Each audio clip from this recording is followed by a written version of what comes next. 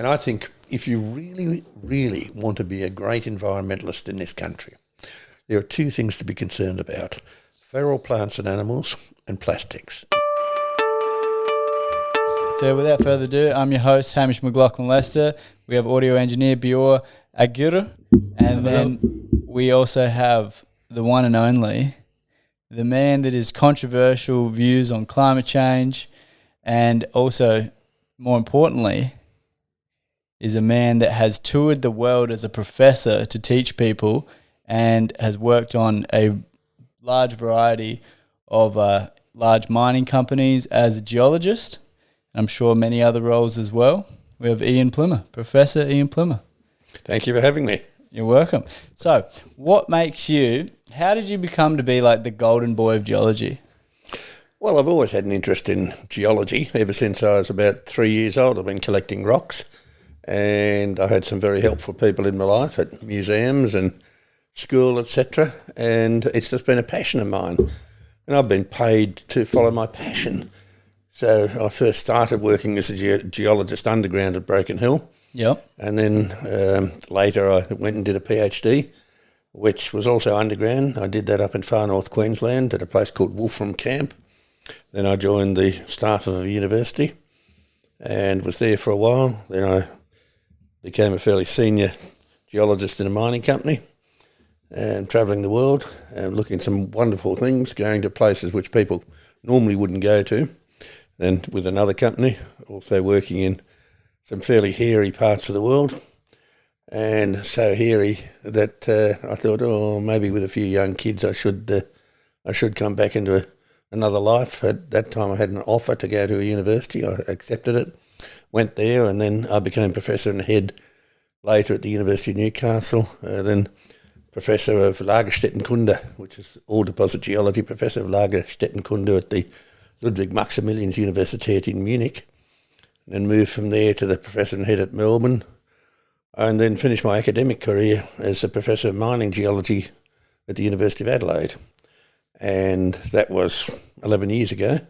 Yep. And then I've been back into the mining industry, but at a fairly senior level.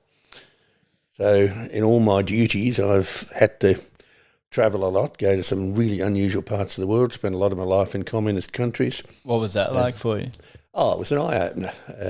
Anyone who wants to profess the beauties of socialism or communism really should go and live there. They should have a look. Yeah, what were those stark realizations that you had? People were frightened. They were always frightened. They wouldn't make eye contact.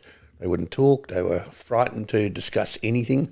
There was no freedom whatsoever. There was certainly no economic freedom because people didn't have any money to spend. Yeah. They didn't get paid well. They often had to struggle to find food, and these were professional people. It was just appalling. So, and what countries did you experience this in? That was in the Soviet Union, East Germany, Czechoslovakia and Poland, and later in some of the black African countries which were toying with socialism. Do you remember which countries? Yes, there was Rwanda, there was Sudan and Ethiopia. And what time periods were you in these places? Oh, well, I was first in the Soviet Union in 1977. Last time I was in Ethiopia was about 5 years ago. Yeah. I'm currently doing a lot of work in South America, and South American countries have always flirted with socialism, and which sends them broke, and then they come back and try to rebuild the country and then embrace socialism again and go broke again. It's a pretty tragic destruction of people's lives, actually. Why do you think that cycle continues to happen? I think people are always wanting something for nothing. People always have the need, or a lot of people have the need to be led. Some of those leaders can be fairly powerful and despotic, and before you know where you are, you're in trouble. So you think it just comes down to the human nature of people very much not so. wanting to Very much so. have to take responsibility in charge of their own lives? And I'm a great believer in people being responsible for their own actions, and if you make a mistake, well, you pay and you learn from it. Sometimes people wing it and get through a few exciting circumstances, but a lot of the time people really have to be looking at responsible risk-taking. And I've just finished reading Dick Smith's biography, finished it this afternoon. I know Dick quite well and flown with him a lot and travelled to various places, and he's got 5 round-the-world trips that he did. They were hair-raising, absolutely hair-raising, but he takes a view of responsible risk-taking.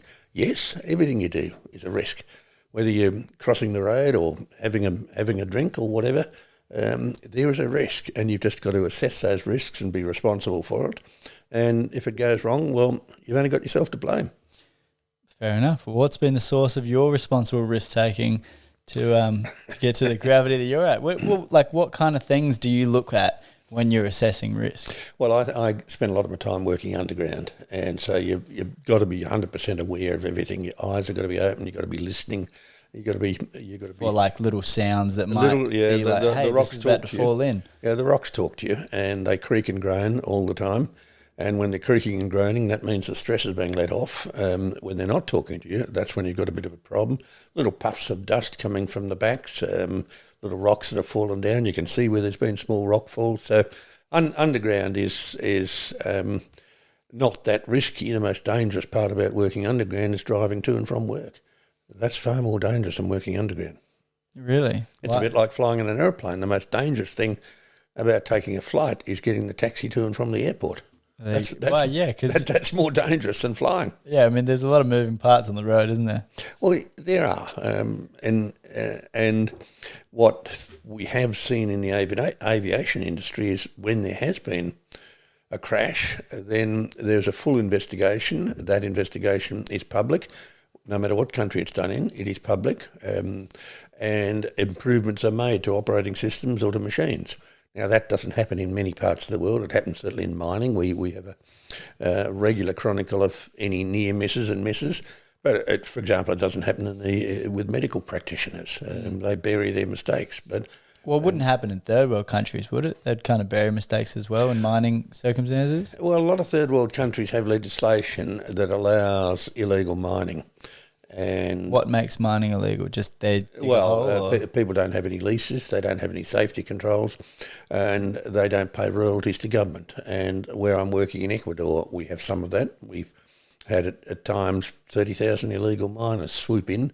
Now these people are mining gold. They don't pay the government for any royalties for any gold they extract. They have no safety conditions. They have no environmental conditions. They leave a hell of a mess with mercury and cyanide everywhere. There's absolutely no controls on it. Now, in Western countries, we have had our periods of time of mining disasters, and we have tightened up our regulations, and that mainly comes from the unions who insisted on certain safety, which is now enshrined in occupational health and safety, and they insisted on various practices which have become very safe. So mining in some parts of the world is very safe. In other parts of the world, when I've been underground, I've been absolutely shit scared.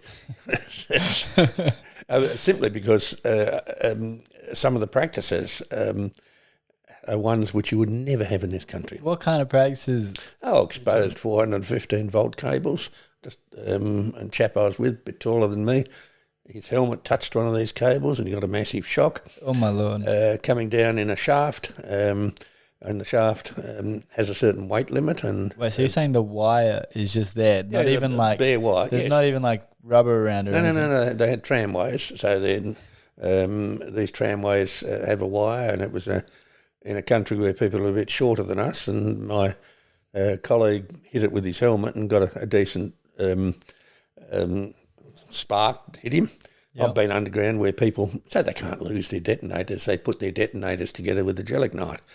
That's just a really dumb thing to do. I've been in mines. I don't know exactly. Well, if a detonator goes off by itself, fine. But if it goes off with the dynamite, you get a massive explosion. So, yeah. And I've been in underground mines where people are naked or in shorts or jocks with thongs and holding heavy equipment and standing halfway up an underground cavity. Standing on a drill steel, drilling holes. I mean, you just couldn't do that. This is so sketchy. Well, it is. So where you don't come across as a guy that's like, yeah, I'm pro-union. So where do you kind of sit with that relationship? Yes given and no. that I've had my formative years were in Broken Hill. I've seen the value of the unions there in times when the mining companies were much different from now, very different from now. And there was an absolute necessity to have the unions, and those unions have given us conditions now of a minimum wage. We've now got occupational health and safety. That's all enshrined in legislation. But the unions had to fight very, very hard, and certainly at Broken Hill, they had to fight for 100 years to get conditions which we have now. Now, those conditions come at a cost, but the cost of a fatality is far greater. Yeah, fair. And so in some conditions, I think the unions have done a huge amount of good for the industry. So going back to just how you've kind of ascended your ranks and assessed risk, what other things have been there for you in terms of like being able to, even on a social level, climb positions inside of these large organisations? Well, I've always been fairly outspoken, which is appreciated. I'm certainly not woke. I certainly don't get frightened by people demanding that I show this or that respect. For me, people earn respect. You don't have respect because you're alive. You earn it from what you've done. And I've spent my life working very hard. I've worked from the bottom to the top. I've been the most senior professor in my field in Australia for many years. And that you don't get that from filling in a cornflakes packet. You fill it in for working and gaining the respect. And so what did that look like for you? Was that like 12-hour days where you're just grinding every day? Or was well, it certainly wasn't a grind. I've been following my passion for most of my life. But out of the 140 or so scientific papers I've written and the 12 books I've published, not one of them's been done at work. They've all been done at home, at night time or at weekends or when I'm away on holidays.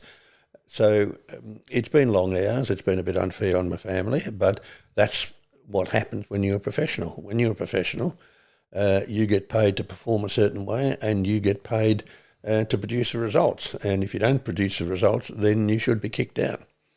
And so I've always been very driven, and in my work life I've had the beauty of not being an academic all my life, and I've been able to benefit from a lot of the work procedures that you have in the mining industry.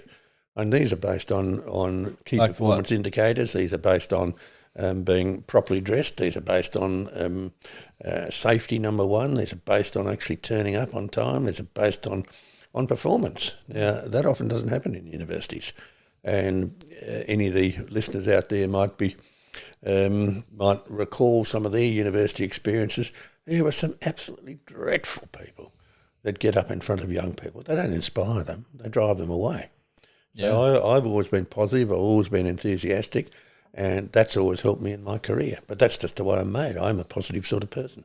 That's good to hear.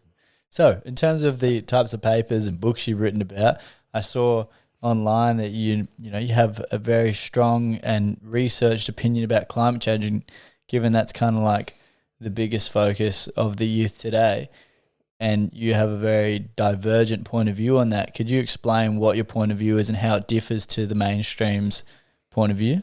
Well, I don't have opinions. I have facts, and there's a big difference. And in my discipline, we look at what has happened over time. And geology textbooks for the last 250 years have been focused on climate. And some of them are actually almost solely on climate, because in Europe and North America there was evidence of a fairly recent ice sheet that covered these parts of the world. And what's recent in your geological mind? It would have broken up 14,400 years ago. Yeah. And there was, of course, a lot of interest in looking at current North America, current Europe, and saying, well, we have evidence that there's ice here, yet we've got fertile fields and forests. What has happened?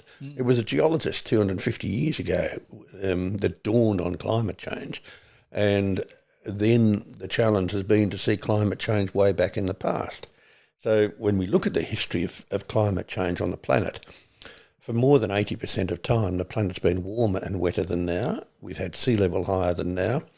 And we're living in an unusual time, and that's when we have polar ice. For less than 20% of time, we've had polar ice. We're actually in the middle of an ice age. And we've had... Is that because we have the North and South Pole? Yes. We've had 6 major ice ages, and 6 of these 6 ice ages we know from chemical fingerprints in the rocks started when there's far more carbon dioxide in the atmosphere than now. So that doesn't fit the popular scare narrative. We also see this current ice age that we're in started 34 million years ago, and there were times when the ice sheets expanded, and there are times when they contracted. When they expand, that's called a glaciation, and when it contracts, that's an interglacial. Now, we had our last big interglacial was between 116,000 and 128,000 years ago. From 116,000 years on, we had an ice age. We had a glaciation, should I say, and we had ice as thick as 5 kilometres over Scandinavia. And we were in the peak of that glaciation 20,000 years ago. Humans were around then. Yes. And then at 14,400 years ago, it started to break up. And we came What caused it to break up? Well, we're coming into an interglacial, and that's where we're closer to the sun, and that's where we start to have the melting of ice sheets, and that's related to the orbit around the orbit of the Earth. Now, and what is that? The Earth has an elliptical orbit, but sometimes it becomes circular, and that's about every 100,000 years. And are we at that 100,000 years? About every, and just let me finish, about every 40,000 years or so, the axis of the Earth shifts, and about every 20,000 years, we wobble. So we're now in one of those 100,000 year cycles where we've had about 100,000 years of glaciation, and that has been now followed by about 10,000 years of an interglacial. We were at the peak of our current interglacial 4,000 years ago, and over the last 4,000 years we've been cooling, but during that long-term cooling trend we've had spikes of warming and spikes of cooling. So we had one spike of warming in Minoan times, another spike of warming in Roman times, and we had the cold times in the Dark Ages, then we had the warm times in medieval times, then we had the Little Ice Age from about 1300 to 1850, now we're in one of the warm times. And my challenge to the climate catastrophists is show me that what we're experiencing today is anything different from the past. And I continually ask the question, can you please show me that human emissions of carbon dioxide drive global warming? Now, that question's never been answered. Yeah, well, no one's ever been able to answer it. I think from what I saw when I was reading about you is that the opposite side of the spectrum was saying that the climate change in relation to volcanoes and stuff like that, you're saying that volcanoes are a huge driver of the carbon dioxide in the atmosphere, and the studies that scientists have done are saying that it's 140 times the big supervolcanoes is what we've created in whatever period of time they measured that on, and they're saying that is evidence of that we're making a big impact or a big imprint. Three things. The first thing is don't ever believe what's written, especially on things like Wikipedia. Wikipedia even get my birth date wrong. And that's on the public record. Let's get it for the record. What's your birthday? No, I'm not going to tell you. It's on the public record. And if Wikipedia get that wrong and get major details of my career wrong, you cannot trust them. The second thing is that how do we get an Earth's atmosphere? The only way we can get an Earth's atmosphere is from degassing. And that degassing of the planet has been taking place for 4,567 million years. It's taking place on all the other planets. It's taking place on the moon. And so if you want to ignore volcanoes, then you have to give me another origin of the atmosphere. Now, we've had 3 atmospheres on planet Earth. The first had a lot of ammonia in it.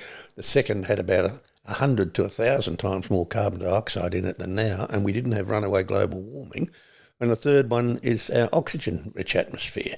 So if you want to challenge where the atmosphere came from, in other words, volcanoes, you have to actually get another source for the atmosphere. And the third point is that there are 2 major types of volcanoes on planet Earth. About 1,800 volcanoes stick out above the surface, and many of them are monitored and measured. And they are normally of a type of rock where you can dissolve very, very little carbon dioxide in them. But we have 28,000 kilometres of the East Pacific Rise. We have 3.5 million submarine volcanoes. We have pools of liquid carbon dioxide on the sea floor. And these volcanoes, which are basalt, you can dissolve about 13.5% by weight of carbon dioxide in that volcanic rock. And what do you mean dissolve, as in like it soaks into it? No, it's like having sugar dissolved in warm tea. So we can actually have a very large amount of carbon dioxide dissolved in basalt volcanoes, which we don't see. Now, we know that because we've got experiments that can show that. We've also got some eruptions, explosive eruptions that have taken place in deep water that can only happen with high-pressure gases, and that's in the Guckle Ridge. And so those people who want to cherry-pick and look at where most of the data is, and that's on the terrestrial volcanoes, are ignoring 71% of the Earth. And that's where our submarine volcanoes are. And you can actually... So there's 3.5 million of them. Known, yes, there's probably a hell of a lot more. It's so many. So I think what we're hearing is rather misleading and deceptive.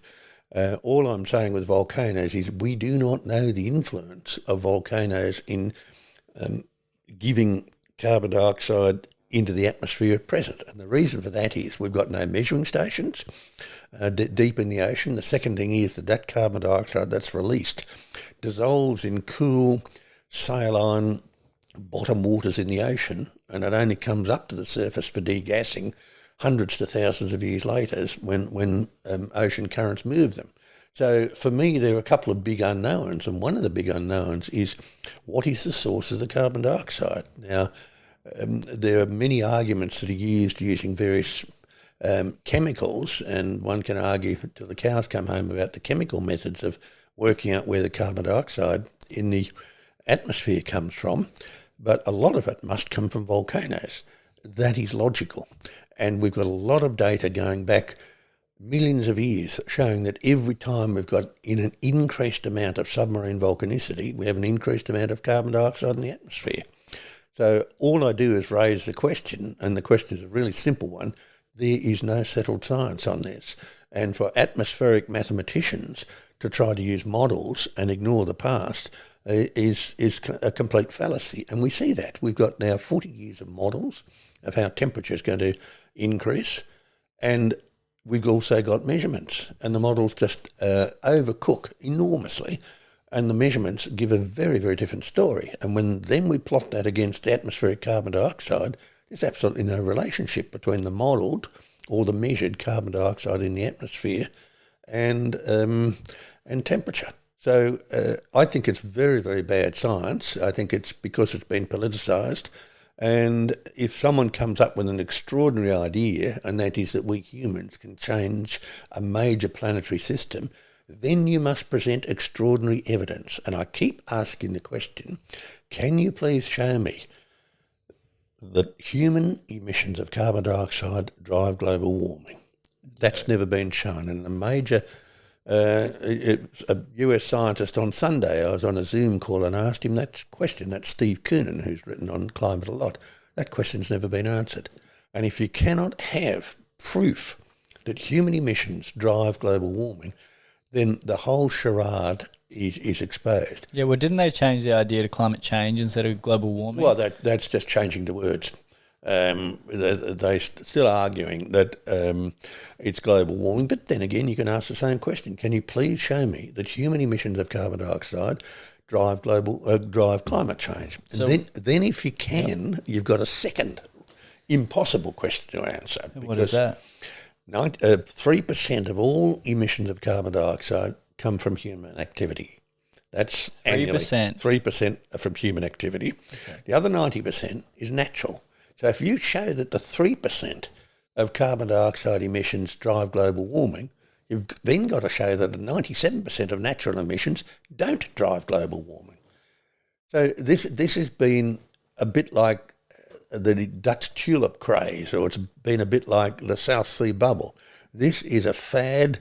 It's a wonderful mechanism of frightening people witless and shifting huge amounts of money around the world. It's got nothing to do with the environment. It's got nothing to do with science. So how have you seen, because obviously you're privy to some big circles, how have you seen the distribution of wealth and money being moved around that has been direct correlation of this climate change? Well, a good example of that would be wind and solar power. Now, wind and solar power are subsidised. One of the best investments you could have would be to have a wind turbine, because when the wind doesn't blow, you get paid. You get a subsidy. At times, when the wind's too strong, you're asked to turn it off, and you get paid to do that. Really? Yes. This is one of the biggest. This is one of the biggest scams that's ever existed. Now, what that is it's a transfer of money from we poor punters paying our electricity bills to people who are very wealthy. We're not seeing any justice at all in this, and we hear the words climate justice. The only climate justice there is to stop subsidising inefficient and unreliable power and not have the little person pay for people to get wealthy who own solar panels. Solar on your roof? Isn't that like a... Well, solar on your roof is another matter. Yes and no. It's subsidised, and secondly, you're taking money from your neighbours, because you can only put a certain amount of power into the grid because the part of the grid that's connected to your house is 240 volts. Once you get to the transformer, that's up to 215 volts, and then you get to the next transformer, and that's up to 11,000 volts. So what happens is that you could put electricity into the grid in your area that's tied into that transformer. So basically, if you're getting subsidised for solar and people off that 415 volt transformer are not on solar, then you're taking their money out of the subsidies. Yeah, because it costs you more. You're basically robbing your neighbours. Yeah, and that's why they changed the legislation, isn't it? Well, in terms of being able to turn your going back into the grid off when the grid's too much. Well, it doesn't go back into the grid. It goes back into a very small local grid. Yeah. Because basically what you're trying to do is you've got to put power coming from a rooftop. You've got to put it through a 240 volt system. Then you've got to change it to 415 volt, and the transformers don't work backwards. And then you've got to push it up to 11,000 volts. Then you've got to push it up to, say, 220,000 volts to transmit it along power lines. So it's a total furphy. It's only local power that you're generating from that. Mm. So why is this huge campaign going on then? Follow the money. Follow the money. If you own wind turbines, if you have solar panels, a solar facility that totally destroys good farmland, you don't make money out of selling electricity. You don't make money out of the wind and the sun. You're making money out of subsidies. It's one of the biggest scams we've ever seen. Now, ultimately, when electricity prices become prohibitive and so many people have lost their jobs, there will have to be a courageous government saying, folks, the scam is finished. Okay, so for big solar farms like the one Sanjeev Gupta has proposed out in Whyalla, is that just like you're getting subsidy and that's the way he's getting money, or is he creating enough that it is actually something that's making it He can't keep his steelworks going on solar. The reason for that is you've got about 6 hours of effective energy that you get, and the rest of it then you've got to pull it off the grid. And by pulling it off the grid, basically we're using Queensland coal. And it comes through the interconnectors interstate and comes into South Australia. So you cannot store power, enough electricity in a battery to keep something like the Whyalla Steelworks going. Mm. There is no industrialised country in the world that tries to run on wind and solar. There is no way you can predict. There is one that does green steel though. It's Vulcan. Vulcan Energy does green steel. No, I'm talking about a country. There is no industrialised country that runs off this. Now, again, you're scattergunning all over the place. Green steel is a very different thing. Okay. Now, there is an argument for solar and there is an argument for wind. For example, on the Ghan railway line, to have solar for the signalling is perfectly sensible because it cuts down your maintenance and it's a one-off capital cost. And every now and then you might have to pray for a shower of rain to clean all the dust off the panel, but it has a use. Wind has a use. On isolated outback stations, they've often had wind and they charge up lead-acid batteries, which are a very reliable form of battery to keep the station going. But there is no industrial society that runs off solar and wind. There is no big energy consumer like an aluminium smelter that can run off solar and wind. Now, there's no steelworks that can do it either. You just need a lot of grunt to do it. So Hydrogen? Well, we'll come to hydrogen in a minute. But the whole basis of going into wind and going into solar is underpinned by a question that's never answered. That we went into solar and wind to minimise our carbon dioxide emissions. Now, that's a total furphy, because to make a wind facility, you need more energy than it will ever produce in its working life. It will emit more carbon dioxide in the making of it than it'll ever save. Exactly the same as for solar. So if we accept that human emissions drive global warming, and that's something that's never been shown, we then take steps to address it, and this is when all the carpetbaggers come in for wind and solar, and this is when your people come in for hydrogen. And the argument is put up that we'll use renewable energy to create hydrogen. Now, we don't mine hydrogen. We've got to make hydrogen. When we look at planet Earth from outer space, we see it's got a big chemical halo around it. And that halo is hydrogen escaping from planet Earth. Hydrogen leaves the centre of the Earth. It moves through solid rocks and leaks out. It also moves through solid metals.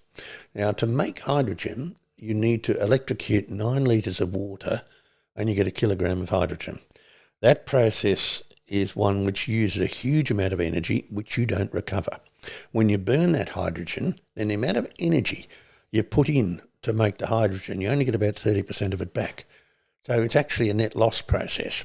The second thing is the most efficient way to use hydrogen, because it's so light, is you can't have tanks full of hydrogen the size of the studio because there's very little hydrogen in it. So you have to compress it. And to compress hydrogen needs a lot of energy, and it's compressed 700 times air pressure, and it's pushed down to minus 253 degrees Celsius, and then it's liquid. And liquid hydrogen can be transported, and it's an efficient fuel to transport. However, you've got a problem. Hydrogen moves through solids. If you've got it in a steel container, it'll move through that solid steel and will leak out through that steel and make the steel very brittle. And the amount of leakage is enormous. There was a case I read about on Sunday of a hydrogen BMW.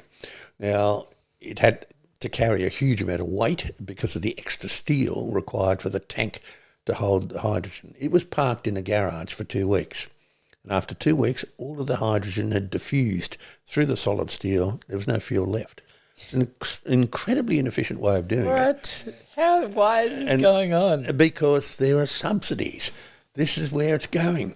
And the second thing is that hydrogen is one of the most explosive substances around. And this is how I got interested in chemistry, which underpins all the geology I do. I used to make hydrogen. I used to make little bombs and blow out the windows. It was terrific stuff. Yeah, I used to be a bit of a pyromaniac. This is how ridiculous it's all become. We tried hydrogen in the 1920s. It failed. And it failed because it was too expensive to make. That hasn't changed. And we failed because it was too unsafe. And that hasn't changed. So the only reason hydrogen is being revived again is that people are saying, oh, this is wonderful. You know, when we burn hydrogen, we end up with water vapour. We don't end up with carbon dioxide. Well, 2 problems. Water vapour is a far, far stronger greenhouse gas than carbon dioxide. And the second thing is that it has to be subsidised all the way along. Yes, of course. Water vapour is a stronger greenhouse gas. And there's far more water vapour in the atmosphere than carbon dioxide. What?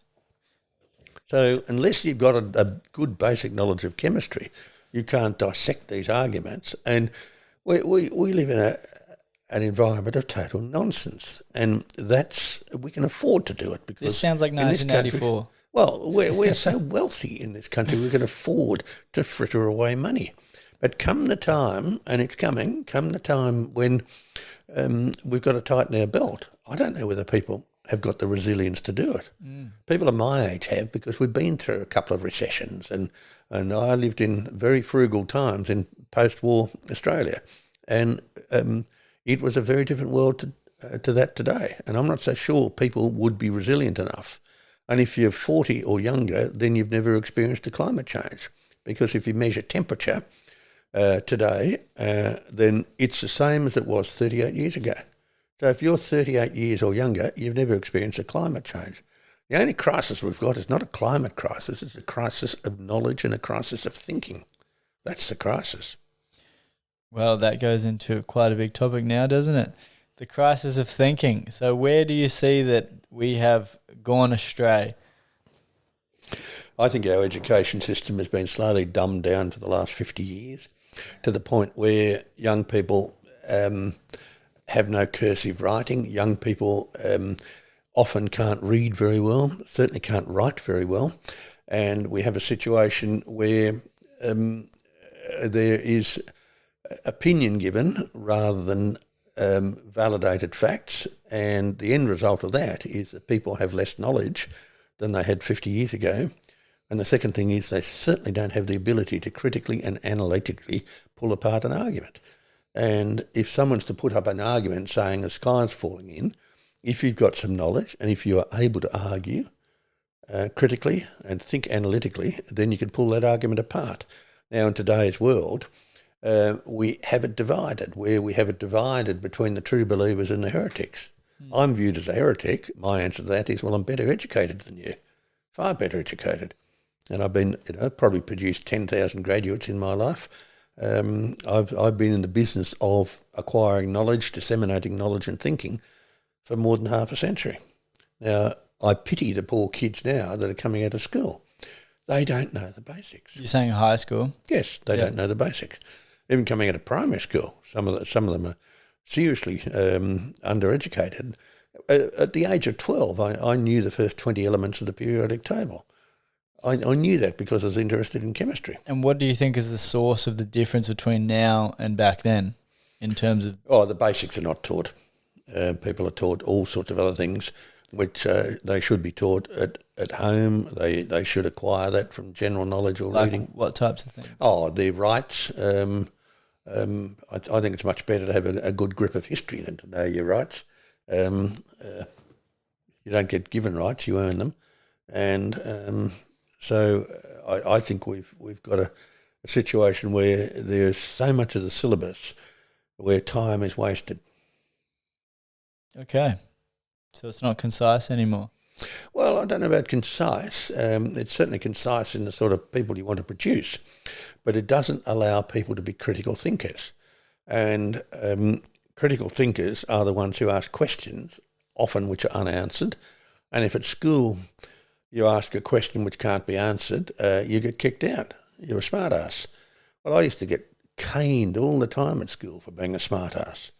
But I've recognised that was a mechanism of trying to keep very large classes, twice as big as the classes today, because it was post-war times and there were few teachers and many kids. But that was to try to keep discipline in the class.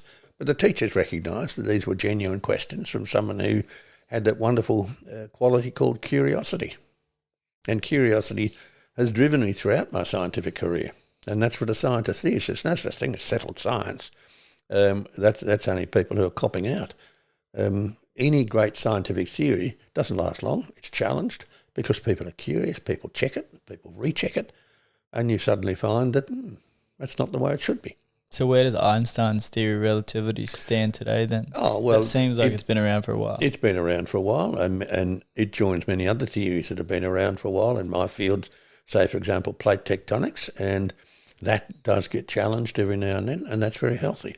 And you don't challenge it because you think, oh, I have a different opinion. You challenge it because you have a new body of evidence, or you've gone back over the old evidence and reevaluated it. Right. And I've had to do that in my own work. I had to revise some of the work that I'd published, and I came to the dreadful conclusion that I was wrong. What kind of things did you... Well, I'm probably the world expert on the biggest zinc, lead, silver deposit in the world. I'd published a certain geological setting that it formed in. I went back and collected a lot more data, and I found that that's not right. It was wrong. So I published. I published saying, look, I've revised my thinking on this because of this new evidence. And what was the impact of you having those opinions? Oh, well, these were conclusions based on facts. They weren't opinions. Sorry, I don't mean opinions. Your findings. You get more and more information, and what it means is that your understanding gets better and the degrees of variability you've got in conclusions gets less. You never quite get to the truth, but it's certainly one step closer to the truth. So it didn't like impact the way the mind like operated or anything like It that? did. As a result of it, a new ore body was found. So the proof's in the pudding. That's pretty good, isn't it? Yeah. And so the proof's in the pudding. So that's the way science works. Science is married to evidence. You get more evidence, you will change your conclusion. And science is about refuting old theories, and that's Karl Popper's view. And if you have an idea, then the aim in science is not to prove it, it's to refute it. And if it can't be refuted, then it's probably a valid idea. And science is divided into tribes and camps, and you go to conferences and you get one camp strutting around showing their peacock feathers, and another camp whispering behind their hand saying, what a load of fools they are and mongrels they are. That's normal human nature. I mean, you've only got to look at the two footy teams in Adelaide, Port Adelaide and the Crows, and followers of both say dreadful things about the others. That's normal tribalism. Yeah.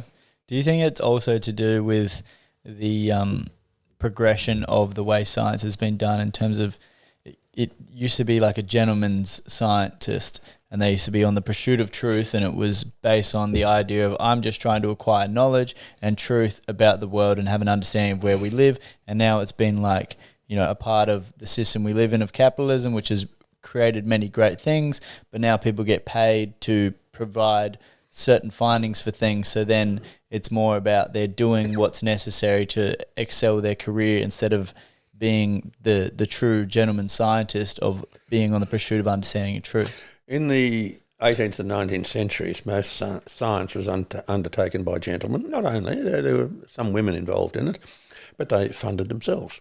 And they were curious. And they followed the pursuit of great ideas, and sometimes were wrong.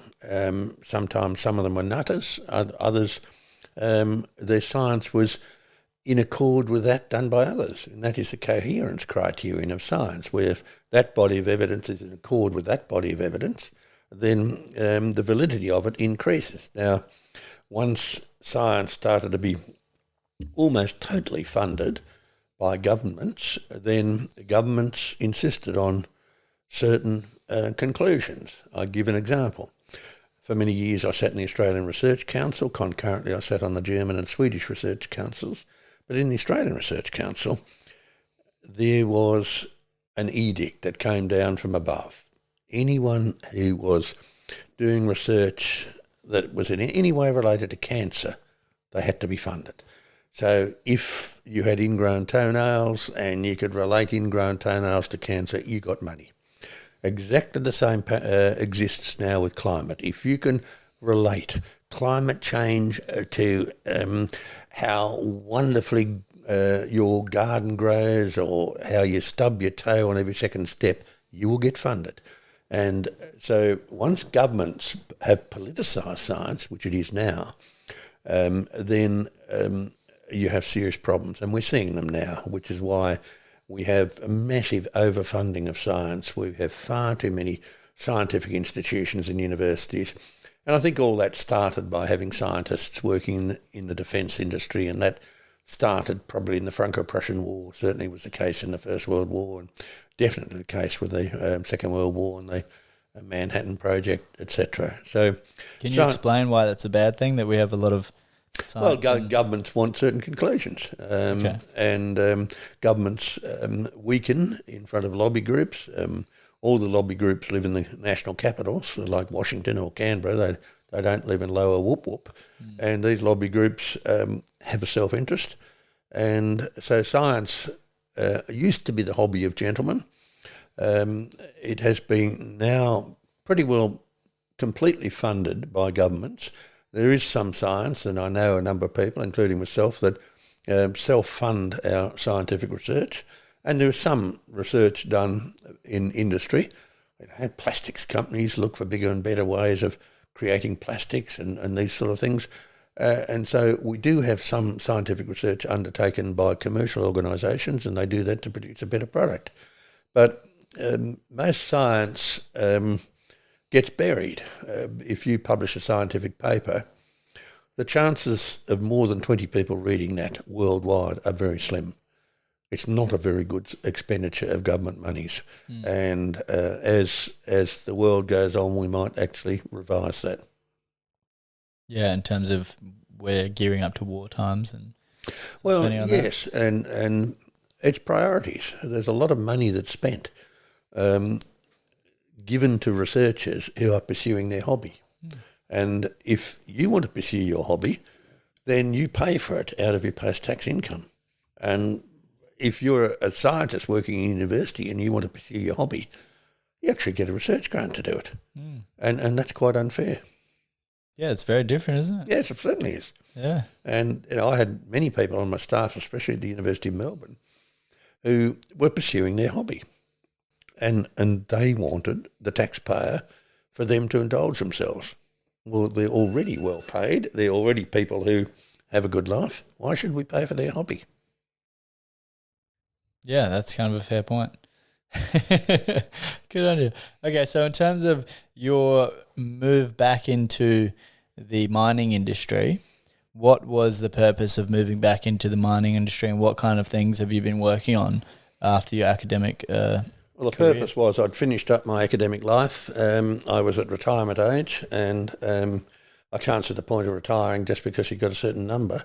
And if you've got your marbles and you're physically fit and very active, then do something else. So I had had a number of offers and had been directors of public companies and private companies.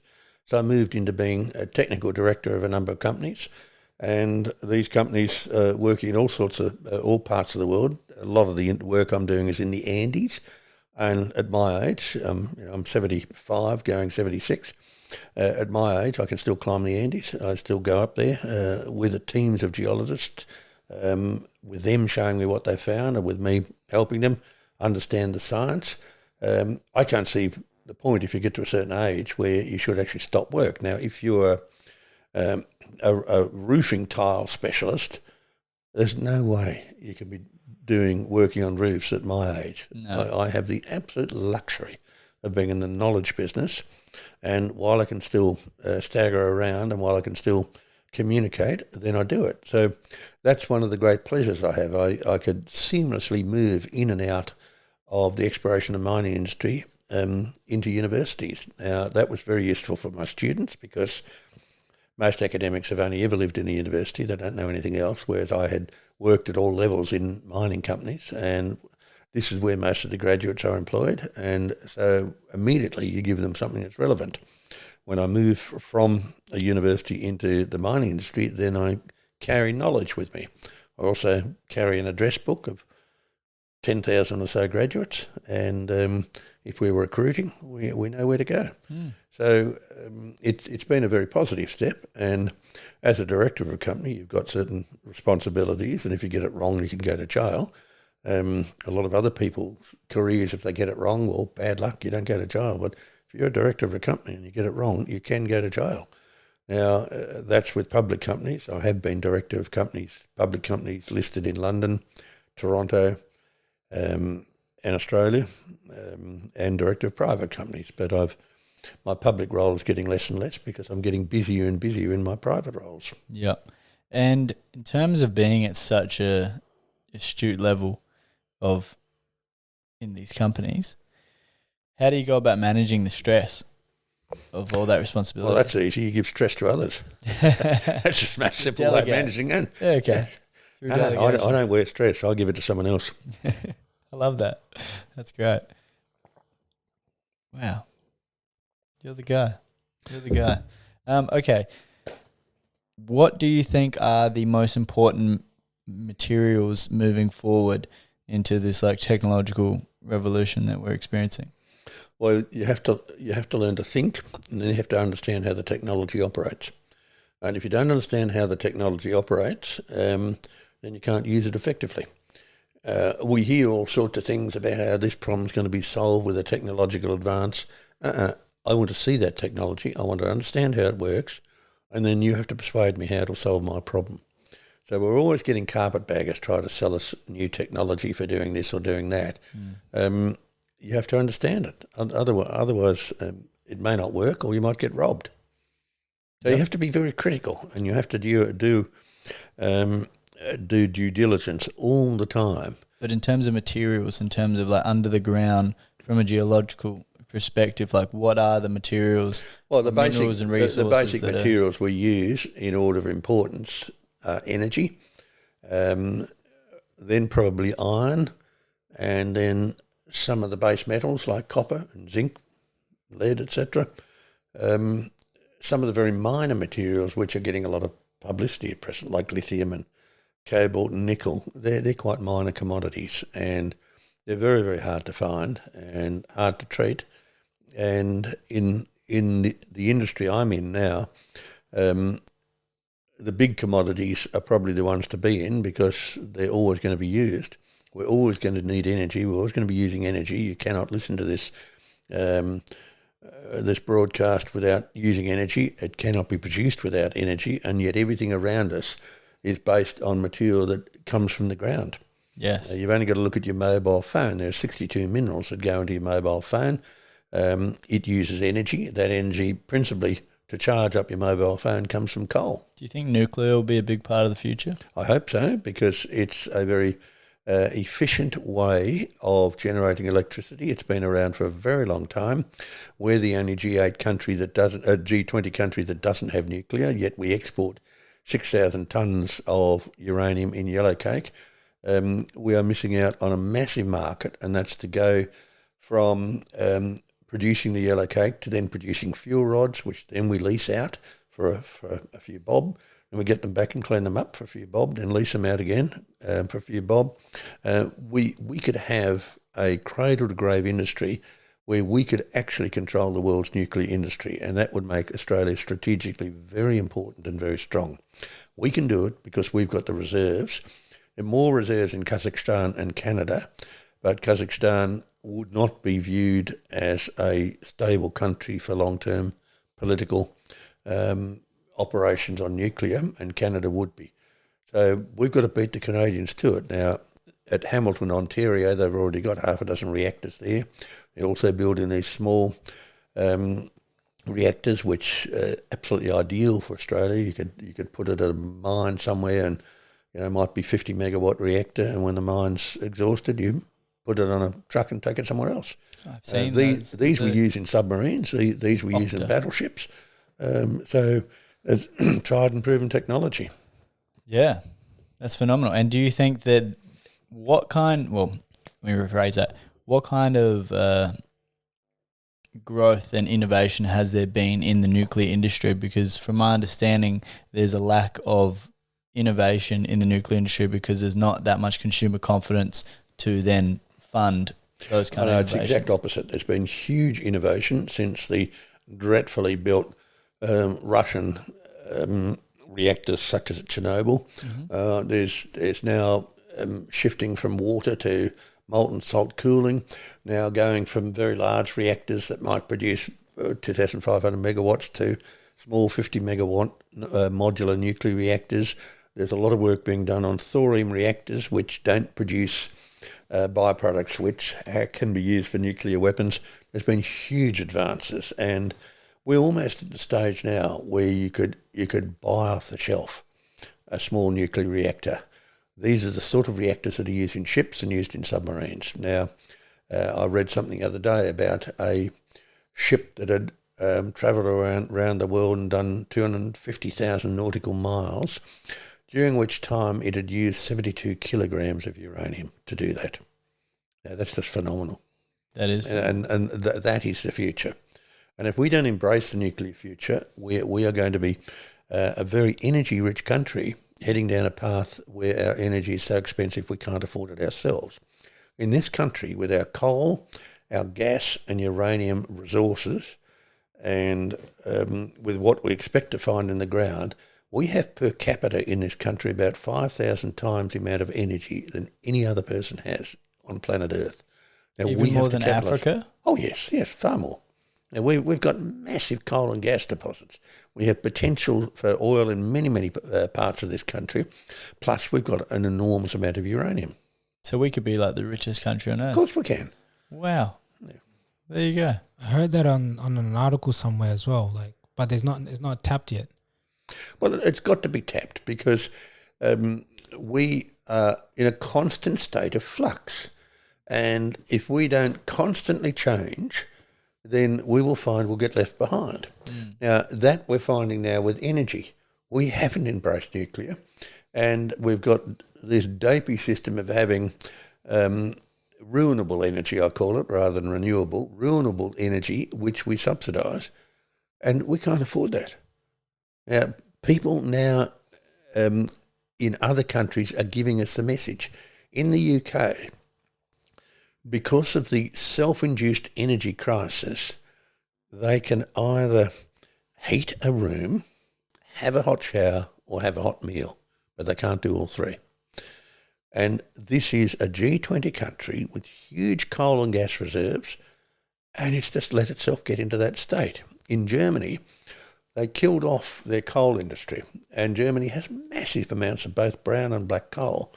Germany had a lot of nuclear reactors, and for environmental reasons they killed those off and started to rely on the sun and the wind.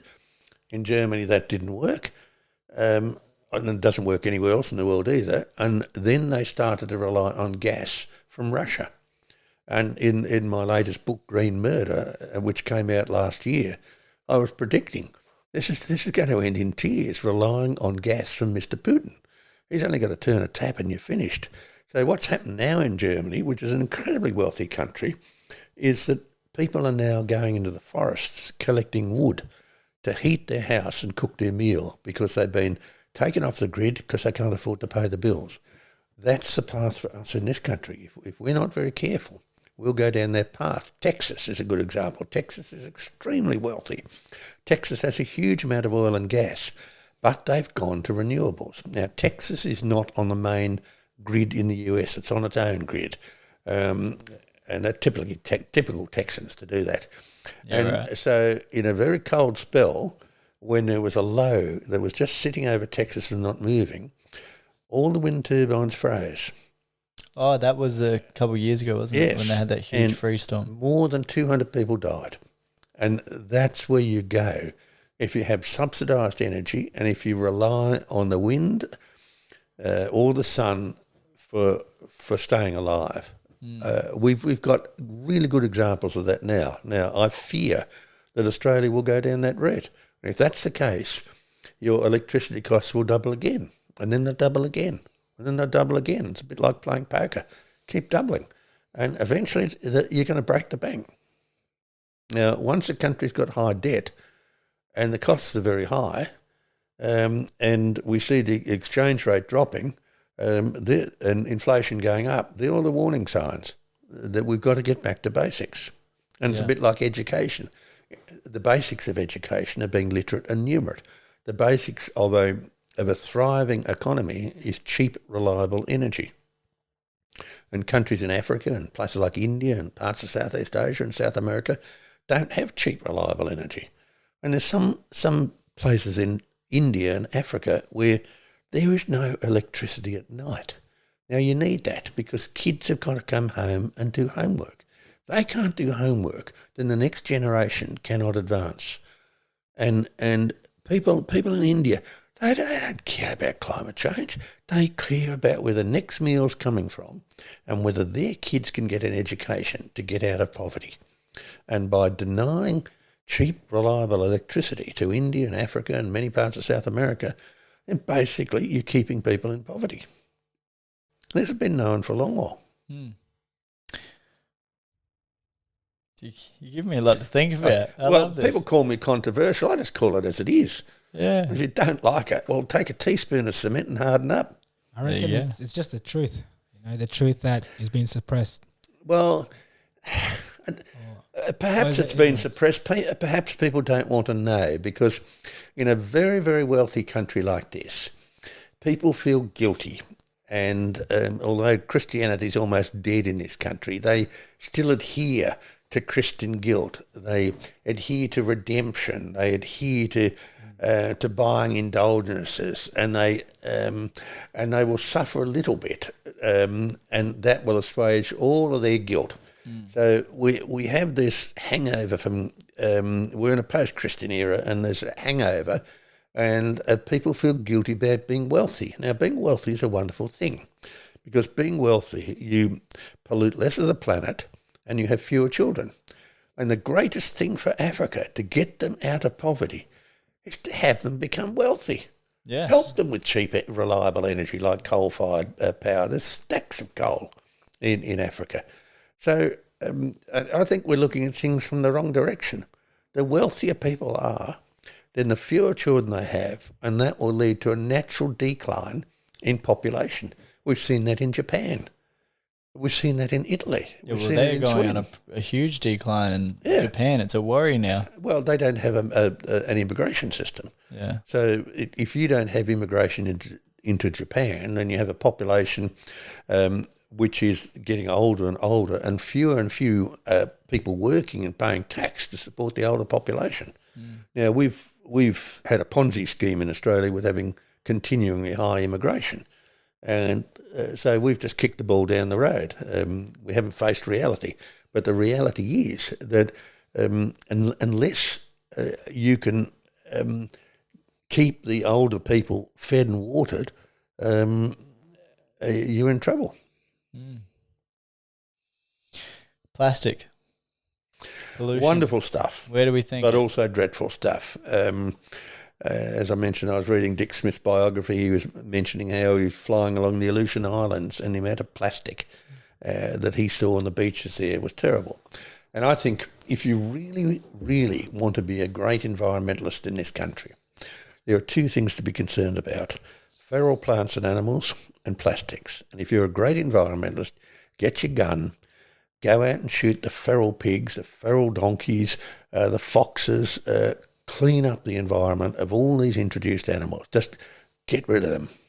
And if you're a great environmentalist, then you clean up the plastics. Now, most of the plastics in the oceans come from Africa, from India, and from Southeast Asia. They can be traced. So it's really up to plastics organisations to have plastics which are soluble in salt water. And these plastics are starting to develop now. In salt water, that's an interesting one, because a lot of people are moving in the decomposable route, but that's not soluble in water. That's a completely different kettle of fish. But if it's decomposable, that's fine. It's on land, but it's the plastics that end up in the ocean. And they're really only just carbon and hydrogen compounds, sometimes with a bit of chlorine onto it. And say the ocean's got a lot of chlorine in it, and hydrogen and carbon. And there must be ways where we can invent plastics which will not dissolve when you're carrying something in them. And once they're in the ocean, if people are silly enough to pollute the oceans, then these will dissolve in the oceans over time. You can't have it quickly, because if you've got a container of some salty food, then it's going to dissolve and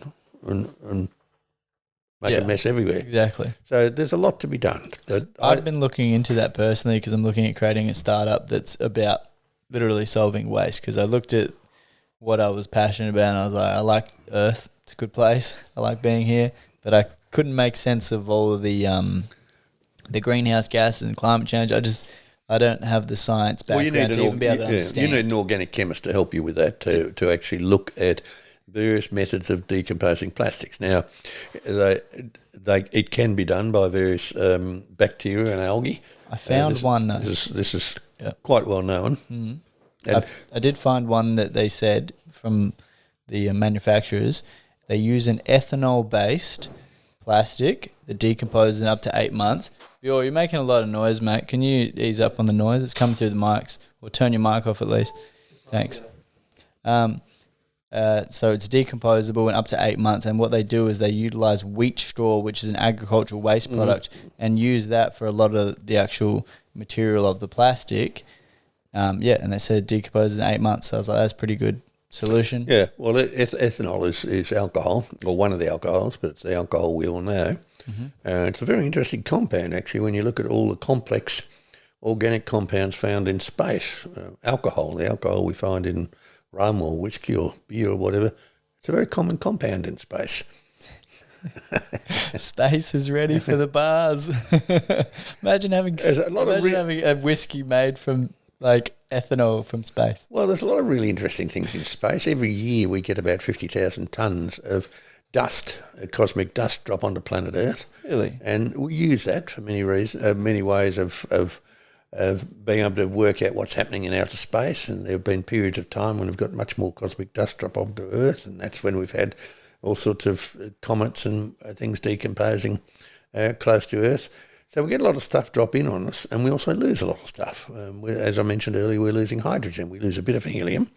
We extract a lot of helium from oil wells. But it's a very, very interesting study to look at the history of this planet and how we've got here and the processes that take place. And as I mentioned, we've had 6 great ice ages, and 6 out of these 6 are well preserved. And in South Australia, we see these ice ages incredibly well preserved in the far North Flinders Ranges. So you can go to places like Arkaroola or Wilpena, and you can see debris left behind by retreating ice. And that was the Sturtian glaciation about 650 million years ago. Then immediately on top of those rocks are shallow water limestones. These dolomitic rocks formed in very warm marine waters when we had a huge carbon dioxide content in the atmosphere, about 100 times more than now. So we went suddenly from ice to very warm shallow water. And we've done various calculations on this material left behind by retreating ice, and we've worked out the ice sheets were probably 20 kilometres thick at sea level at the equator. Wow. And as soon as the seas warmed up, then we had this wonderful blossoming of life, because all the nutrients had been washed out of the debris left behind, and they'd been washed into the ocean, and the bacteria thought, blimey, I'm going to have some of this. And they became multicellular. And we formed the first multicellular reefs on planet Earth, and we know them well. They're up at Arkaroola. It's actually called the Arkaroola Reef. And then we had another ice age. And then sea level dropped. It only dropped not a miserable couple of millimetres that people are worried about. It dropped 600 metres. And so these reefs of multicellular life died. It became very cold. And then as we warmed up again, we had, after this Maranoan glaciation, a layer of these dolomite rocks telling us we had a very high atmospheric content. And after that, in these warm, nutrient-rich waters, we had the Ediacaran fauna form. Now, the popular view has been that the Ediacaran was the first multicellular complex life on Earth. That was the consensus. Sorry, consensus doesn't work. It's probably not right. What do you think is right? Well, the Arkaroola Reef is older, and I'm not saying that that's the consensus. I'm saying that with more work, we might find something even older. Yeah. So this is the exciting part. So we see that great cryogenian period of time in the North Flinders Ranges, where we had the Sturtian and Maranoan glaciations within that cryogenian ice age. What was the cryogenian ice age time period? Oh, that was about 670 to about 620 million years ago. Okay. And then we see another ice age, and we see evidence of that at Hallett Cove Beach, where we can see that ice has been moving across the land. It plucked off rocks and soil and bits of, well, at that time we had trees, bits of wood and fingernails and paddle pop sticks and things, and ground across the rocks and polished them and left scratches there. And from those scratches, we can work out some marvellous things. And it was in the early 1900s, about 1912, when Alfred Wegener, who got interested in these scratches, and he started to look at scratches around the world, in India, in South Africa, in Australia, in South America. Then he couldn't get to Antarctica, was able to put back this jigsaw of the scratched rocks and suggested that it was a giant supercontinent, and from the centre of that supercontinent, ice was moving out. And that supercontinent had broken up. Now, that idea was presented by Alfred Wegener in 1912. He was poo-pooed because when that publication came out, the First World War was on, and how could a German have a good scientific idea? They're our enemies. The second thing is the mechanism he proposed for that wasn't a really viable mechanism. So that idea of continental drift died, and it wasn't until the mid-1960s it was revived again. So Hallett Cove Beach was a wonderful place where Wegener was able to use some of the measurements, and I think they were done by Mawson, some of these measurements to show that we'd had an ice sheet there, and the ice was at a giant supercontinent, which was at the South Pole, and the ice was moving outwards from the pole in the glaciers. We have in South Australia evidence of another glaciation, and that is a period about 120, 130 million years ago when we were at the South Pole. And it was warm. We had temperate forests. We had dinosaurs who had to live half their life in the dark, so they had very large optic lobes. And we had glaciers high up in the mountains, and these glaciers dropped off material that then floated out as icebergs on the sea. And as the ice melted, anything that the glacier had picked up dropped onto the sea floor. So we see in the opal fields these dirty big boulders of material dropped by floating ice. We see it at White Cliffs also in New South Wales. We see it at Cubipedians where it's well exposed here. We also see that second ice age, we see it at Arkaroola. So at Arkaroola, you've got an ice age around 650 million years ago. You've got another one about 120 million years ago. And it's currently in an ice age because in Central Australia now, when we've had ice on the poles, we haven't been close enough to the pole to be covered in ice, and alpine New South Wales and Victoria was, and Tasmania was covered in an ice sheet over the last, from about 116,000 to 14,500 years ago. And Australia then was basically a very cold, windy place. And all of the sand dunes in inland Australia are from this glaciation, where we had howling anticyclonic winds blowing around sand. So we see evidence of glaciation not only in ice, but in salt lakes, sand dunes, and many tricks we can use. So South Australia's got some wonderful evidence of climate change, and these climate changes are far greater than anything we measure today. And in fact, any variation in temperature or carbon dioxide we measure today is within variability. In other words, as a scientist, you ignore it. It's just within the static on the line. Wow. And so before you referenced 14,000 years ago was when there was a huge kind of... That was the breakup of the ice sheets. Question. I found this theory that there was asteroid that hit the Earth, broke apart, and hit several areas around the Earth, and it caused a great flood around the Earth, and that broke up all the glacier and then created this great flood. Now, have you heard this theory? Very much so. What do you think about it? The breaking of the ice sheets is quite interesting because we had a huge surge in the ice about 12,500 years ago, and we suddenly filled the oceans with icebergs, and it cooled the top layer of the ocean, and the warmer, more saline, dense water was below that. And we suddenly went from warming in our interglacial, went back into exceptionally cold periods of time. And that was called the Younger Dryas, and that's when we humans decided to live in villages, which we had to fortify, and when we decided to practice animal husbandry, and when we decided to grow grain. But one theory is that there was a gravitational collapse of the ice sheets in Canada that led to that. Another theory is that there was an impact, an asteroidal impact, which broke this up. And this is one of the great discussions that goes on in science. And after that Younger Dryas period, we had a period of warming. We had warming of about 15 degrees Celsius in 10 years. It was a natural warming. So don't get worried about 0.7 degrees in the last 150 years. All you've got to do is get up and move around, and you'll get that temperature change.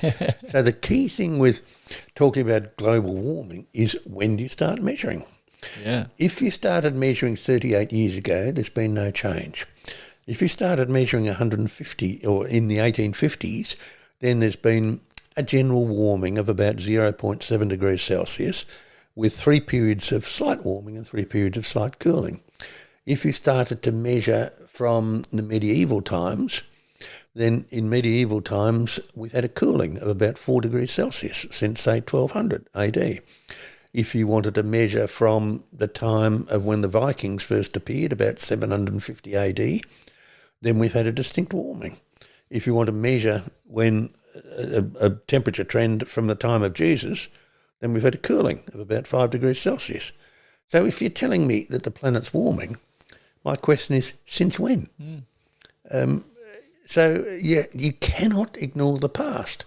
And then, of course, with any... So is that what everybody's doing? They're just ignoring the past? Because very few people have got any knowledge of how the planet works. As a geologist, so many scientists that are like... Oh, wait a minute. Well, they specialised in things that aren't related. If they couldn't frighten us witless by modelling the atmosphere, then they wouldn't have a job. It's got nothing to do with science. And excuse my cynicism. And if you measure temperature, how do you measure it? Where do you measure it? Who measures it? There's a lot of places. What's the instrumental error? What's the order of accuracy? Is measuring temperature on the ground the best technique, or by using radio sonde balloons or satellites the best technique?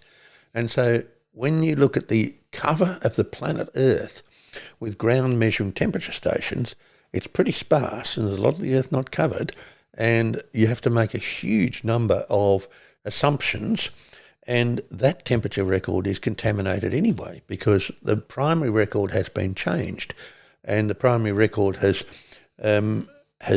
cooled some of the past, which makes the time record look as if it's warming.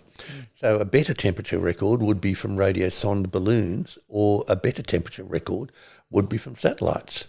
And the satellite record we've had for 40 years or so, and it shows a very, very different story to the surface temperatures.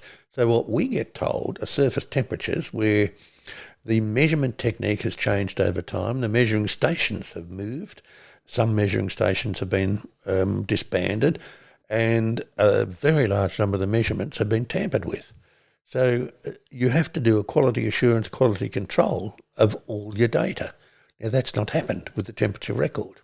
The same applies to carbon dioxide. If you look at one measurement technique of carbon dioxide, which is a bucket chemistry technique, which stopped in 1959, it stopped because it was slow and expensive. But that shows that in industrial Europe, you're getting massive changes in carbon dioxide, much higher than today's content, up and down. Whereas if you look at another technique, an infrared technique, it shows that there's a steady increase in carbon dioxide. Now, I have real difficulty when there's no overlap between the two different techniques.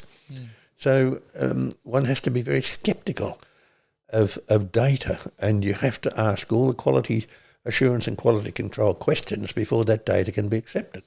Okay, so the big things that you think are there to focus on are plastic, and what else?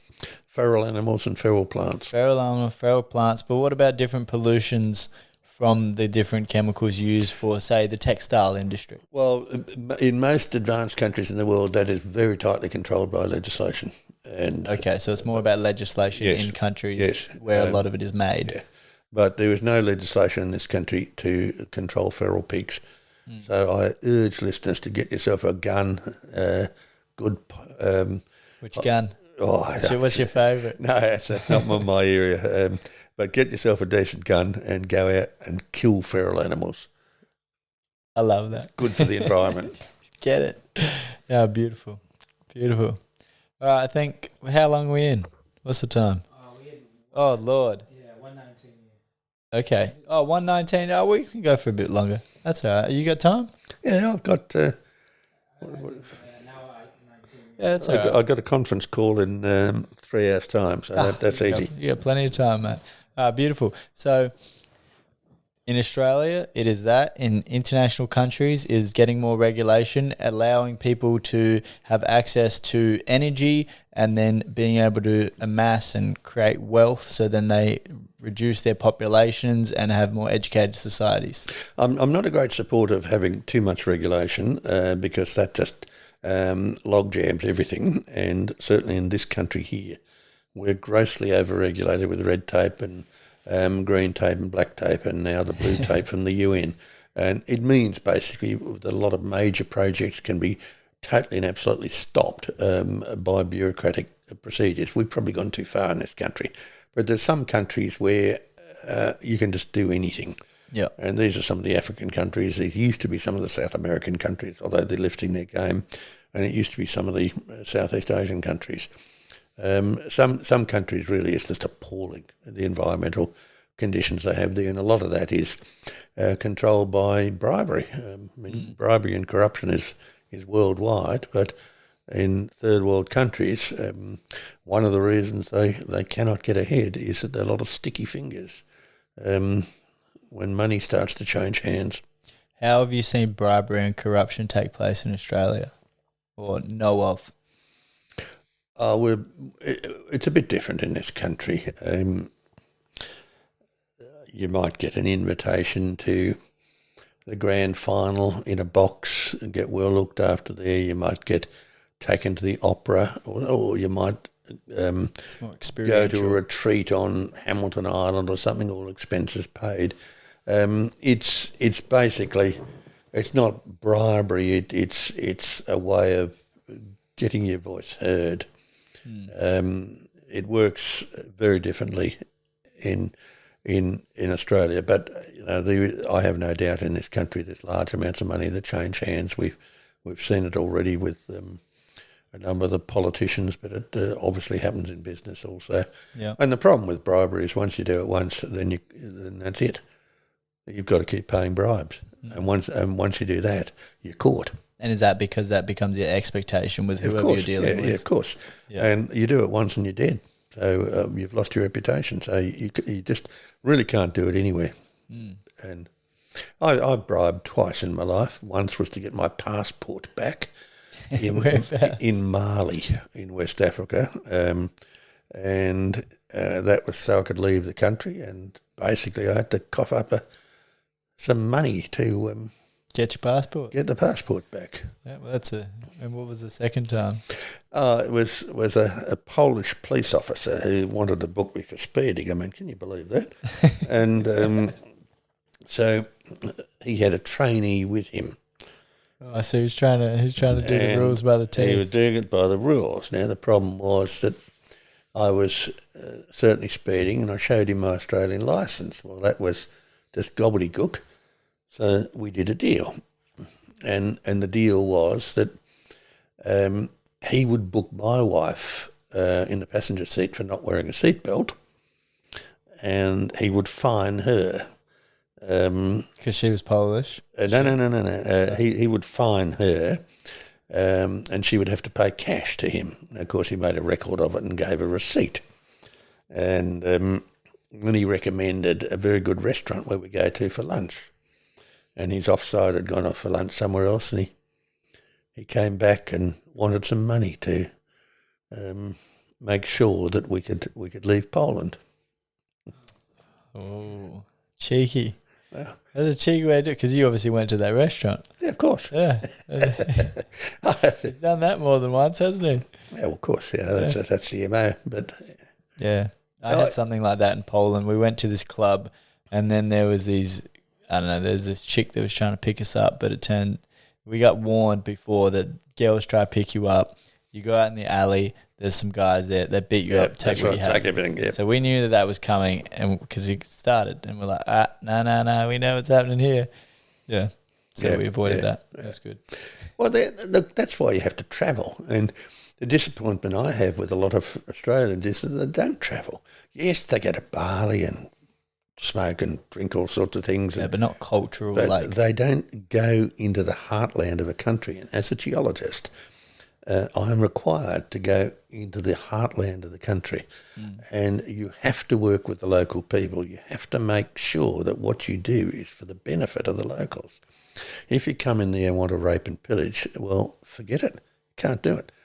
It doesn't exist. So I very much enjoyed going to the high Andes or working in isolated parts of Turkey or Iran or Namibia. What was Namibia like?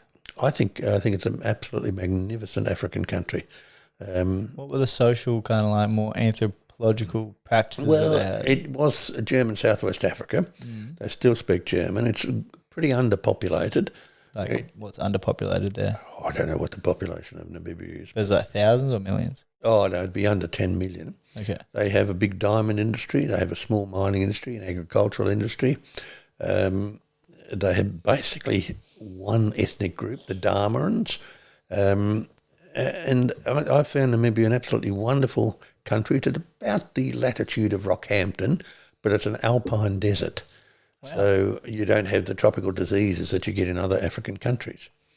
I found an absolutely wonderful country. I have quite a few friends in Namibia. And good food? Yes, well, the food is relies very much on the wildlife. So, kudu and what's that? Things like that. Or what is it? A bit like a deer. Some of these foods are quite nice. I like deer. Yeah, it's a meat-dominated diet. A lot of vegetables, but I found Namibia a wonderful country. Wintertime can be freezing at night, and summertime it can be stinking hot, but that's fine. Sounds like the desert here. Yeah. Yeah, you go mid-north. So I've had the privilege of being able to work in really isolated parts of, say, China or Mongolia or Ecuador, and it's just wonderful. You actually look at what's going on, and you can see this country would be saved by just this or that, or this bureaucratic structure. What an interesting thing. Because they don't know it, right? Because they don't live it. Well, they can't travel. We come from the place where we live it. And, in this country, you don't want to go to San Francisco or Bali or London or something for a holiday. You've got to get out in the sticks. Yeah, I agree. The first trip I went on after high school was Vietnam. I loved it. It was a full eye-opener. And then after that, I was fortunate enough I went to Bali a bunch of times, I'm not going to lie. I did do that, what you were just saying. I did go drink a lot and, party. But I also did a big Euro trip where I went to, I think it was about 12, 15 countries over 4 months, studied in New York and then gallivanted around different, states around America, which was phenomenal because I'm sure you've been to America a fair bit. The South is just so interesting. There's just such a culture about it. And then New York's got a completely different culture about it. And then, you go, like, I was left with, from New York, life is about creating. I was left with from California, and I was mostly spending my time doing a trip from Los Angeles to Nevada, Las Vegas, went up on the side of Yosemite all the way up to like Truckee, went across to San Francisco and then back down the PCH over 12 days. And I was left with from California that life is about adventure. Yep. But then I went to, say, responsible risk-taking. Yeah. But then Greece was like, well, life's about fun. Yeah. And it's just a different attitude about how to live life. I worked on the island of Milos for quite a while, and then we worked further north up in Lesvos and Lemnos, close to the Turkish coast. And it's a wonderful country to work in. And in all my travels, it's always the people who are lovely. It's the politics linked in with religion that makes the average person suffer, and it creates poverty. How do we solve this? I have no idea. Like, it keeps happening. I have no idea. Do you think it's just the natural power struggle and people? I think it's very, very much various people seeking power, and despots are everywhere. Whether it's the parking attendant or the president of the country. There's a despotic streak in many people. Yeah. Are you connected with the idea that, we're in the universe, but then we have our own universe in our head, and that's just us experiencing the bigger thing? Oh, that's a bit complicated for me. It's kind of like we're living. I'm a bit like a dog. I live for the moment. And you don't look back and you don't look forward. You just live for the moment. Yeah. That's a good way to be, isn't it? Beautiful. Okay, so in terms of China, what do you think is happening there? And, are they going to take us over? Is it a matter of time? Are we at the collapse of the Western civilization? Are we experiencing this now? Well, I think there's a couple of things you've raised there. The first is that China is having a war with the world, and it's a financial war. It's not a war in weapons. And so, in this country, if we didn't have China, we wouldn't have the iron ore exports, and we wouldn't have exports of a lot of our foods. We don't export coal to China. Now, that would, if we didn't have that, we would lower our standard of living very significantly. So economically, we depend upon China, and they depend upon us. The second thing is that China has been an inward, despotic closet state for thousands of years, and nothing much will change. Could you just quickly flesh that bit out? What do you mean? Well, you by look that? at all the various dynasties. They wouldn't mix with any other nations, and it was very inward looking. And coupled with that is China is a very diverse country, and we have our multi-millionaires in China, and we have some very poor people. We have mega cities where a lot of people have moved in, and in the rural areas we have problems with food security. So China is very exposed in terms of food. It's also got internal problems down towards the Tibetan border and over to the west with the Uyghurs. And so any country with internal problems generally tries to hide them, and I think that's what China's doing. Yeah, especially with the Uyghurs. Yes, and I think in terms of the leadership, if you've got a president or a despot who's leading you, then there's only one thing that can happen. They can be replaced. They can be replaced by force. So within China, they have a lot of tensions. Externally, China now has made some decisions which have a profound effect on Australia, like not taking Australian coal. I think the day of being flooded by Chinese students is finished. And that was a huge income for our universities who didn't have a plan B in case we didn't get these Chinese students. So China's a work in progress, and we will see. But I don't think China is as militarily strong as we'd like to believe. And by the same token, the Soviet Union and now Russia, we've seen in Ukraine, is not nearly as militarily strong as we were led to believe.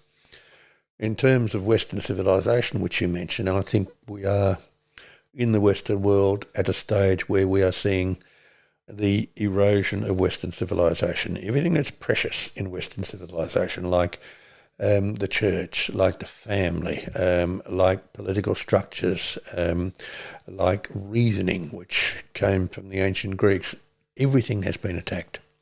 And I don't mind something old being attacked and replaced, as long as it's replaced by something better. But what we're seeing is an attack on Western civilization, but we're not seeing replacement of something that's better. It's being attacked because it's the past, and I find that a very disturbing trend.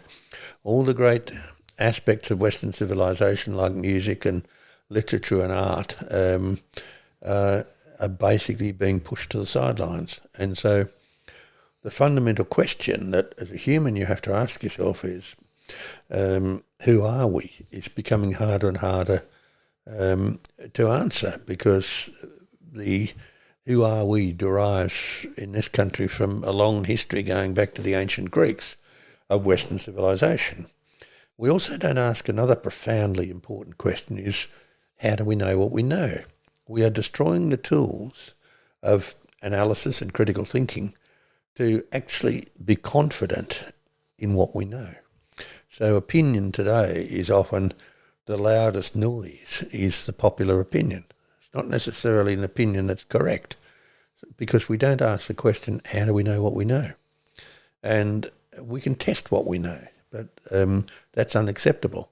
So my views that are intertwined with evidence are very different from the opinions of people who are climate activists. They have opinions, I have facts, and I intertwine my conclusions with facts which are constantly changing. So it puts me on the outer. Well, I don't have a problem with that. I view myself as a person who's very independent and very independent in thinking. I'm totally independent in every way in my life. You're a maverick. Oh, perhaps. You didn't like that, did you? No, I don't particularly mind. I don't particularly mind. That's good. Okay, so yeah, we are seeing corrosion of values and they're being challenged and not replaced with better things. Do you think that we are still strong as a Western kind of cohort, you know, America being, you know, the superpower? How much longer do you think that erosion will happen? Rome or Italy took, 400 years for that empire to collapse? Do you think the West is still strong. It's strong because we are speaking English, and that is basically a language that has got words and phrases from many different languages and cultures. Mm-hmm. I don't think America is the bastion of Western civilization. I think Europe still is, and I often say to my colleagues in South America when I'm in Ecuador, saying, well, when Western civilization collapses, you will be the heart of it because you're still strongly Catholic. You still have music. You still have all the family values that Western civilization in Europe has. So you hold the torch when Europe collapses. If Europe collapses and if the US collapses, you people in South America have got to carry the load. So civilizations come, civilizations go. Sometimes civilizations disappear in an instant. For example, the collapse of the Minoan Empire was after the Santorini volcano erupted. It was about 1670 BC, and that one volcano led to the Mycenaeans taking over the Minoans, which then led to the Greeks. So one volcano changed the whole course of civilization. Changes in civilization are generally slower and a little bit corrosive, but we've had Sumerian civilization was wiped out by very long droughts. We've had civilizations wiped out by being stupid. Do you think we're a lot more resilient to those kind of things now because of technology that we have? What technology have we got that stops us being stupid? Yeah, I mean, that's true. But in terms of the natural disaster side of things, I think we're probably, but not the stupidity. I mean, universities. Well, in terms of natural disasters, over the last 100 years, we have seen a massive decrease in the number of people killed in natural disasters compared with 100 years ago. And it's something like 99% better than it was 100 years ago. And that's partly due to better architecture, it's partly due to better organisation, it's partly due to having more wealth. And if you want to build on the seafront, then you build for king tides and great storms. In Finland, I've seen triple glazing. Now, we couldn't have triple glazing 500 years ago. We had glass to stop wind coming into dwellings. We didn't have it to let the light in. We had it to stop freezing. So, yes, those technological developments have allowed us to live in many places. Now, we as humans live on the ice sheets. We can live on the edge of ice sheets. We can live in the tops of mountains. We can live in the coast. We can live in the tropics. We can live in temperate climates. We can't yet live underwater, but if we had to, we could. That's the hardest one, isn't it? Yeah, well, we could build a structure and live underwater if we had to. So we humans can live in all sorts of different climate environments. And if you move, yes, we've lived in space for a while. If we move from Helsinki to Singapore, you have an average temperature rise of about 28 degrees Celsius. Now, people in Singapore don't drop dead because they're living in a warmer climate. And this is the whole nonsense that we hear with people predicting we might, from a model, which have been shown to be incorrect, they're predicting that a 1.5 or 2 degrees Celsius temperature rise and people might be dropping dead in the streets. Well, hang on a tick. People in Europe go to warmer climates for their holidays. We are creatures of the Rift Valley. We are creatures which like it warm, and we have known for thousands of years that it's Jack Frost that kills people. It's the cold weather that kills people. It's not the warm weather. So we humans stagger through this path of creating history. But most of the time, our history is created by doing rather stupid things. Isn't the idea of the increasing degrees of temperature not necessarily associated as much with people dying, but more of the natural biodiversity being completely like Well, messed with? that's the exact opposite of what we see in the fossil record. Every time it's cold, we have a reduction in the number of species. Every time it's warm, we have a great increase in the number of species. And for the last 520 million years, we've had massive increase in diversity. We are living at a time, and any time during the last 520 million years, except for those short 5 mass extinctions of life and the 23 minor mass extinctions of life. But the broad trend is that we get more species appearing than extinctions, and that we're currently seeing today. Now, people might worry about the extinction of the macrofauna, and we've seen that. The macrofauna were hunted to death in North America and hunted to death in Australia. Macrofauna being The big things? big critters, yeah. Big critters, yeah. And by contrast, we have speciation taking place faster than we're wiping out species. Now, we've seen that in the fossil record for 520 million years. And that's the development of new species being created as opposed to the ones Well, declining. new species diversifying and evolving. Yeah, okay. Yes. So when I hear people talking about extinction, they just don't know what they're talking about. We had a mass extinction event 251.2 million years ago when 96% of all species were suddenly wiped out. Just pow, they were gone. Now, extinction is quite normal. Yeah. So, don't listen to David Attenborough. Well, over the years, David Attenborough has had increasingly activist people write his scripts for him. This is very true. He's the voice. That's not his intellectual knowledge that's going into that. But surely he would have a say, Well, given these pretty, like... I have no idea how they work. Have you ever met him? No, I haven't. No.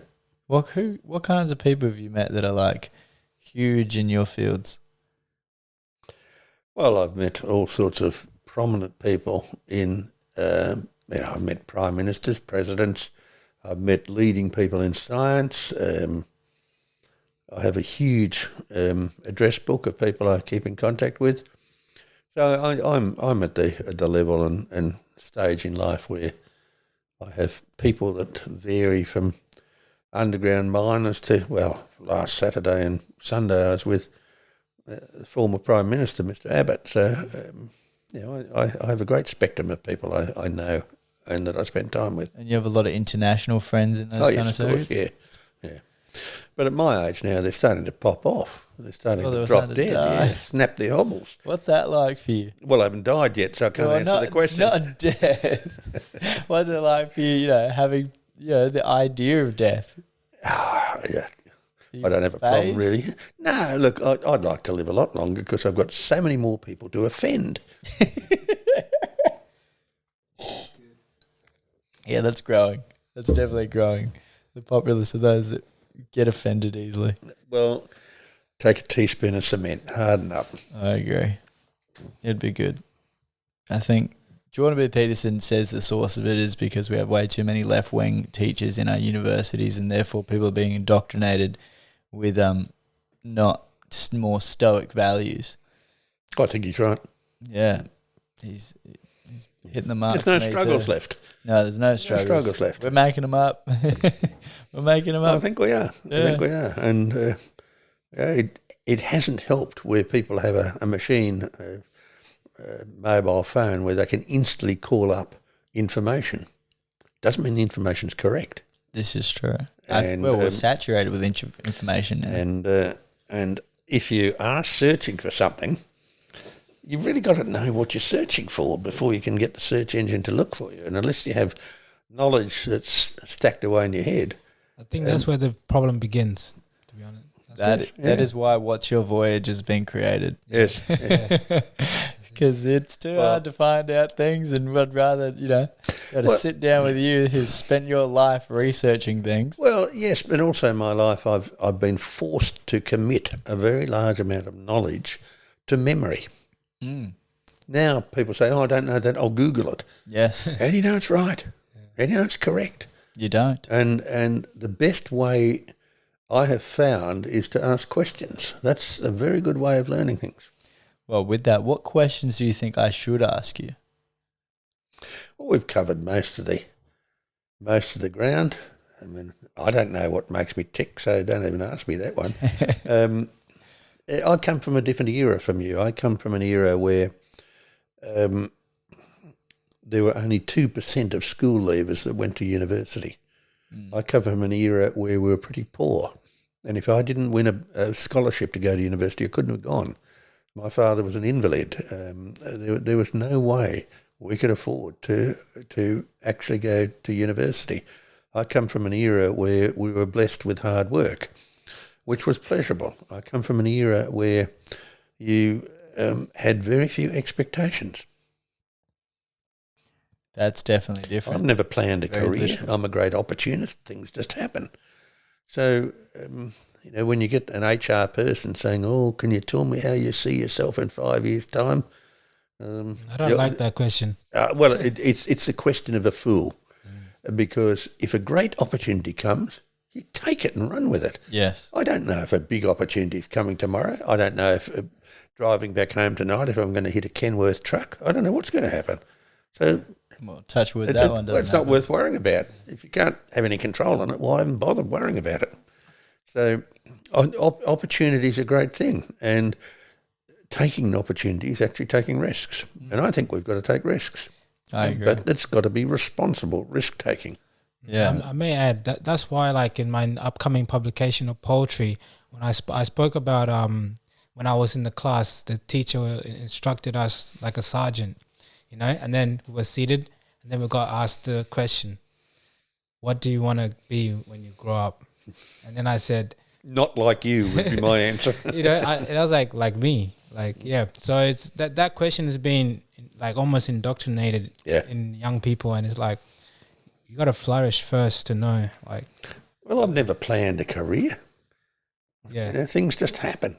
Yeah, well, If I'd planned a career, I probably would have had a very boring life. By contrast, I've had an incredibly exciting life.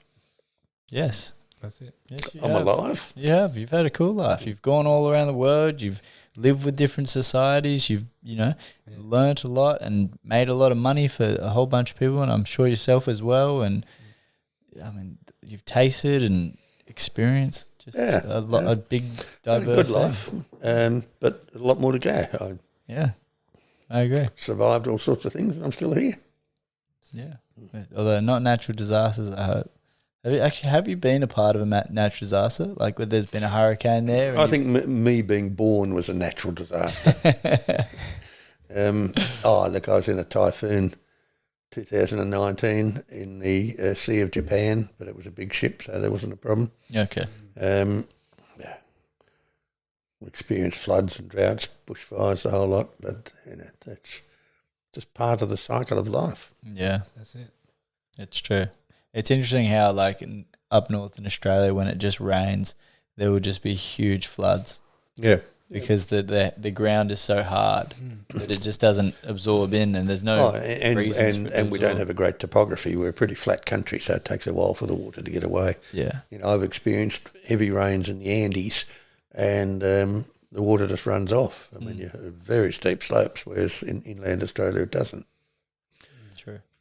That's a good point. Yeah, but life's been very good to me, and I intend to hang around for quite a while yet. Yeah, what kind of things do you want to get up to that you know of? I have no idea. I mean, I've got various projects in mind. I've got some scientific publications that I'm finishing off. What are you writing about at the moment? These are very complicated isotopes of unusual rocks, which tell us about processes that took place in the past, which probably will never take place again. But that's fine. I enjoy that. I've just had a book come out called Green Murder that came out in December of 2021. So is that that's my 12th book. Leaning? That one, because you touched on it before. It's a book basically pointing out that the disasters that green policies have given us and how they actually end up killing people. It's a pretty robust book, and it's meant to be. So I'm all booked out at present. I don't particularly want to write another book for a while yet, but I've What are your other books? Quite often, I've got books varying from writing science for the layperson. Wrote a book once on religious fundamentalism. What do you I've think written about that? half a dozen books on climate. I've still got a few more books in me, but I don't need to write books. I just do it because I like it. Fair enough. Are you going to turn any of them to audiobooks? Because I noticed they're not there. The audiobooks are a very small market, and it's a very difficult job to convert a book into an audiobook. Can't you just hire someone to do it though? Well, that takes a very long time. It's a very small market, and it's very expensive to do it. Is it really small? I thought it was Very huge small. now. Because Audible, it seems like most people I know have Audible. All I'm doing is quoting what my publisher says, so maybe he doesn't want to lose me. I think he's wrong. I think everybody's listening to audio stuff now. Yeah, interesting. Okay, fair enough. All right, well, I think that's the conversation. That's the conversation. Is there anything else you'd like to say? I can't say hello to my mum because she's dead, so that's the conversation. Well, rest in peace, your mother. What was her name? Elizabeth. She died a couple of years ago. Didn't quite make 100. Oh, Anyway, first class. yeah, that's all right. Her mother did, so Rest in peace, your mother, Elizabeth. yeah. No, I quite enjoyed the chat. I learned a lot. It really affirmed a lot that because what policies may be telling you, you can't just go with it. You've got to look into Yeah, the you've got to be facts. critical. Yeah, you got to be critical. Yeah. Well, I can talk under wet concrete, as you can see. Yeah, that's good. Yeah, so yeah, you got to live a critical life. So yeah, I really enjoyed the chat. Thank you. Yeah. Appreciate your time, your attention, and your just willingness to just really share. Thank you. You have a lot to share, and I'm sure there's a lot more we could actually go into because you've written 12 Yeah, books. you don't want to send people to sleep. There's a lot, but it's great. Thank you very Cheers. much. And yeah, thanks for listening to Watch Your Voyage. Thank you.